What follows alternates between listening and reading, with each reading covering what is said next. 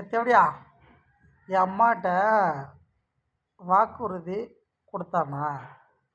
என் அம்மா வரம் வாங்கி என்னை பெற்றாங்களா? அது உண்மை. சரியா? அது பொய் இல்லை. என் கை காலும் நல்லா தான் இருக்கேன், நல்லா தான் இருக்கேன். ஆனால் மான மரியாதை இல்லை எனக்கு. சரியா? மான மரியாதை ஒரு லட்சத்தில் 1% ஒரே ஒன்று அது இல்லை.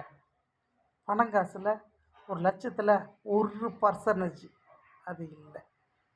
இன்பம் துன்பம் இன்பத்தில் லட்சத்தில் 1% இல்லை. ஆனால் துன்பத்தில் லட்சமே எனக்குள்ளே இருக்கு. சரியா? நான் இதே எப்படி டீட்டெயிலாக சொல்லணும்னு எனக்கு தெரியல. அதான் உண்மை.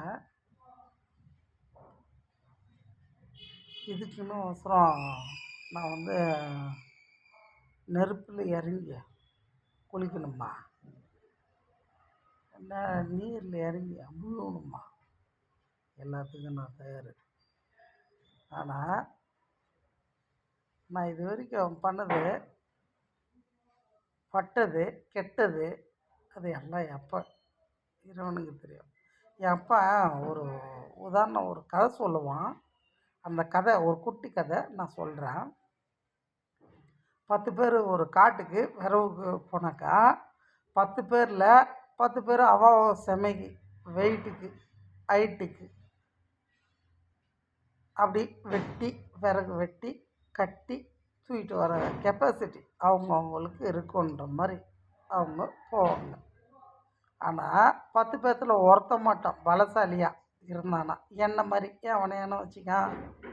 அப்படி இருந்தானா அந்த ஒரு 4 விரவு எக்ஸ்ட்ரா வெட்டுவானான். ஏன்னா தூக்குற கெப்பாசிட்டி அவனுக்கு இருக்குல்ல, அதனால் வெட்டி கட்டி தூக்கிட்டு வருவானான். ஆனால் அந்த 10 பேர் சமயம் ஒருத்தனா தூக்கணுன்னா என் அப்பா சிவனே முடியாது. ஆனால் என் அப்பா சிவனுக்கே அந்த தொல்லை இல்லை, எனக்குள்ளே இருக்குது. 10 பேர் சுமையை நான் தூக்கலை, 1,00,000 பேர் சுமையை நான் தூக்கியிருக்கேன். சரியா?